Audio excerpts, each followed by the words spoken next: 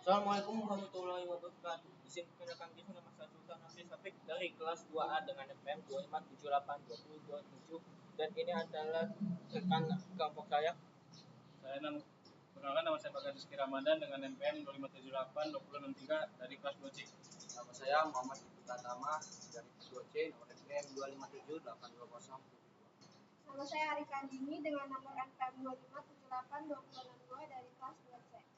Dan saya Salma Alisa dengan NPM 2578282 dari kelas 2C. Di sini kami ingin mempresentasikan hasil chapter 4 jaringan komputer 1. Di sini saya akan membaca modul 4.1, yaitu physical layer atau lapisan fisik dalam jaringan komputer. Physical layer adalah lapisan paling bawah dalam mode OSI. Tugas utamanya adalah mengirimkan data dalam bentuk bit, yaitu 0 dan 1 melalui media fisik seperti kabel atau sinyal nirkabel. Lapisan ini tidak memahami isi data, hanya fokus pada pengiriman sinyal. Fungsinya adalah mengubah data menjadi sinyal lalu mengirimkannya melalui media. Selain itu, lapisan ini juga mengatur kecepatan pengiriman data, jenis media yang digunakan, dan sinkronisasi atau perangkat. Media transmisinya adalah jalur yang digunakan untuk mengirimkan data. Ada dua jenis utama, yaitu media kabel seperti UTP dan fiber optik, serta media nirkabel seperti Wi-Fi dan Bluetooth. Kabel UTP adalah kabel yang paling sering digunakan dalam jaringan LAN. Kelebihannya adalah murah dan mudah dipasang, biasanya menggunakan koneksi RJ45 dan memiliki beberapa kategori seperti Cat5e dan Cat6. Selanjutnya, fiber optik itu digunakan cahaya untuk mengirim data, kecepatannya sangat tinggi dan dapat menjangkau jarak jauh. Selain itu, kabel ini juga tahan terhadap gangguan listrik. Pada slide selanjutnya, coaxial cable, yaitu biasanya digunakan untuk TV kabel dan jaringan lama. Kabel ini lebih tahan gangguan dibanding UTP, tetapi saat ini sudah jarang digunakan dalam jaringan modern. Ada dua jenis sinyal, yaitu digital dan analog. Sinyal digital berbentuk 00 dan 1 digunakan oleh komputer, sedangkan sinyal analog berbentuk gelombang kontinu seperti pada radio. Bandwidth sendiri adalah kapasitas maksimum dalam pengiriman data. Semakin besar bandwidth, maka semakin banyak data yang bisa dikirim dalam waktu tertentu. Throughput adalah kecepatan yang nyata kita rasakan saat mengirim data. Biasanya nilainya lebih kecil dari bandwidth karena adanya gangguan atau hambatan jaringan. Itu selanjutnya ada latensi, adalah waktu yang dibutuhkan data untuk sampai ke tujuan. Semakin ke latensi, maka jaringan akan terasa lebih cepat. Itu selanjutnya konektor interface, digunakan untuk menghubungkan kabel ke perangkat. Contohnya RJ45 untuk kabel UTP dan konektor khusus untuk fiber optik.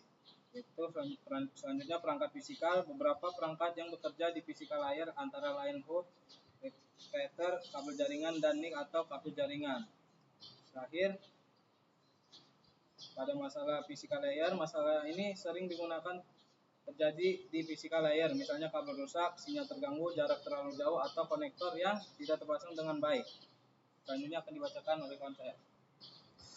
Selanjutnya bagian 4.2, yaitu karakteristik lapisan fisik. Bagian 4.21, physical layer standar. Misalnya standar perangkat keras, media, penggunaan sinyal lapisan fisik didefinisikan dan diatur oleh organisasi seperti ISO, TIA atau EIA, ITU, ANSI, IEEE, FJC, dan ETSI. Selain itu, seringkali terdapat kelompok standar kabel nasional seperti CSA, Channel-Net, CSA, atau JIS. Lalu 4.2.2, komponen fisik. Komponen fisik adalah perangkat kelas elektronik, media, dan konektor lain yang mengirim sinyal dan merepresentasikan bit. Seperti ini, interface konektor, material kabel, dan desain kabel. Semuanya ditentukan dalam standar yang terkait. 4.2.3 itu pengkodean. Pengkodean adalah metode untuk mengubah aliran bit data menjadi kode yang telah ditentukan sebelumnya. Sebagai contoh, pengkodean mencetak merepresentasikan bit 0 dengan transisi tegangan tinggi ke rendah. Bit 1 direpresentasikan sebagai transisi tegangan rendah ke tinggi. 4.2.4 itu persinyalan. Lapisan fisik harus menghasilkan sinyal listrik. Optik atau nirkabel representasikan satu danus pada media. Cara direpresentasikan disebut metode sinyal. Standar lapisan fisik harus definisikan jenis sinyal apa yang representasikan satu dan jenis sinyal apa yang representasikan nol. Contohnya adalah kabel tembaga, ya, lalu kabel surat optik dan media nirkabel. Selanjutnya bagian 4.25 yaitu bandwidth.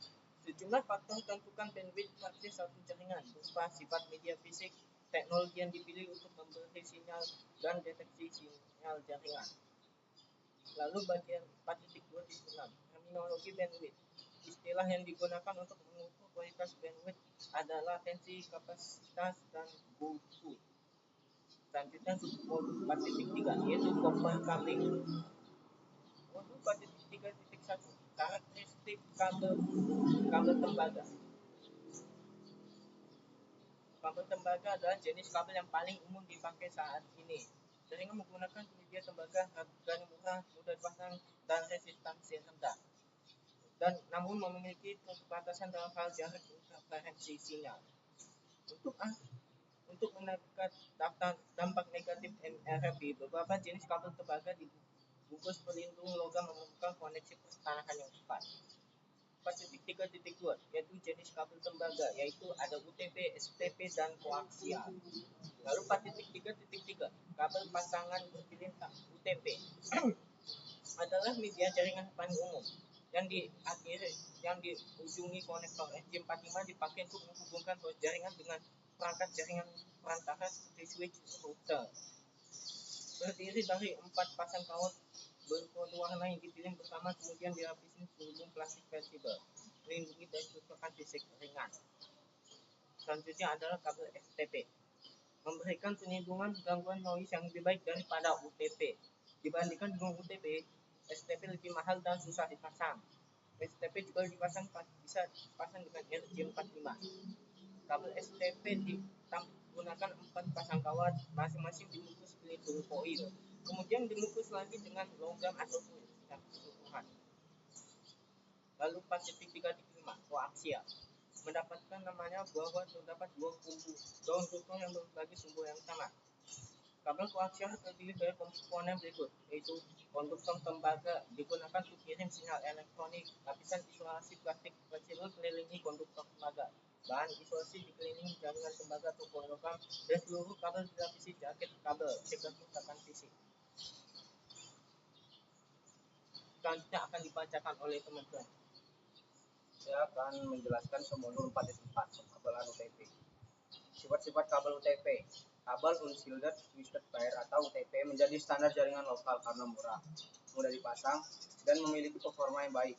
Kabel ini terdiri dari 8 kawat tembaga dalam 4 pasangan tanpa pelindung atau CD, sehingga mengandalkan prinsip fisika untuk menjaga kualitas sinyal. Gangguan utama crosstalk yaitu kebocoran sinyal antar kawat. Untuk mengatasinya digunakan teknik pembatalan, di mana sinyal dikirim dengan fase berlawanan, sehingga gangguan dapat dibatalkan di penerima. Selain itu, variasi jumlah puntiran pada setiap pasangan kabel membantu mengurangi gangguan antar pasangan. Standar dan konektor kabel UTP. Standar TIA atau TII 568 memastikan kompatibilitas antar perangkat serta mengatur warna kabel dan parameter teknis. Kategori 5E mendukung gigabit Ethernet, sedangkan kategori 6 memiliki pemisah fisik untuk mengurangi gangguan dan mendukung hingga 10 GB pada jarak terbatas. Koneksi menggunakan konektor RJ45 harus dilakukan dengan presisi. Kesalahan pemasangan seperti membuka lilitan terlalu panjang dapat mengurangi efek pembatalan dan menurunkan kinerja jaringan. Kabel UTP strike through dan crossover. Terdapat dua standar warna, T568A dan T568B, yang menentukan jenis kabel strike through. Kedua ujung sama, biasanya untuk menghubungkan perangkat berbeda seperti komputer ke switch. Crossover, satu ujung T568A dan satu T568B untuk menghubungkan perangkat sejenis seperti switch ke switch. Rollover, urutan terbalik, digunakan untuk manajemen perangkat melalui port console.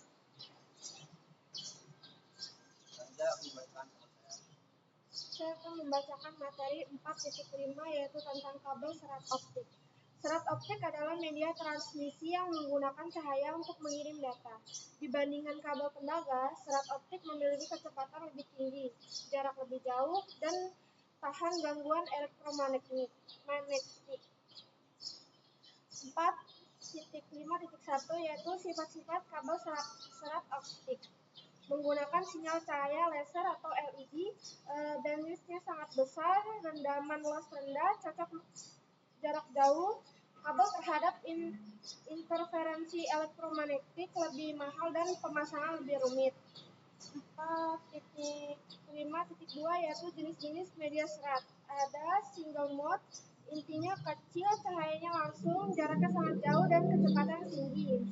Multimode yaitu inti lebih besar, cahaya memantul, jarak lebih pendek, dan lebih murah.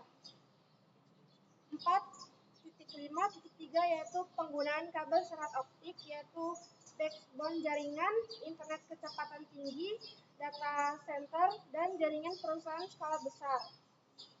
4.5.4 yaitu konektor serat optik, yaitu jenis konektor umum yaitu ST, SC, LC digunakan untuk menghubungkan kabel ke perangkat jaringan. 4.5.5 yaitu kabel patch serat optik, yaitu kabel pendek siap pakai dengan konektor dua ujung. Digunakan untuk menghubungkan perangkat seperti switch, router, dan touch panel. Praktis dan mudah diinstalasi. 4.5.6 yaitu serat optik versus tembaga. Kalau serat optik lebih cepat dan jaraknya jauh, tahan gangguan, dan lebih mahal.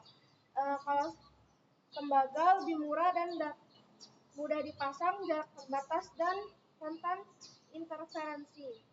Oke, materi selanjutnya akan dilanjutkan oleh teman saya. Oke, di sini saya akan membacakan pengenalan lulus media. Di mana media nirkabel ini membawa sinyal elektromagnetik yang mewakili digit binar komunikasi data menggunakan frekuensi radio atau gelombang mikro. Yang dimana kelebihannya tuh ada mobilitas tinggi dan kemudahan instalasi tanpa kabel listrik, kabel fisik. Lalu di sini ada tantangan, di mana areanya tuh cakupan yang tuh bisa terhalang benda fisik kayak interferensi terganggu oleh perangkat lain, microwave, terus perlindungan kabel.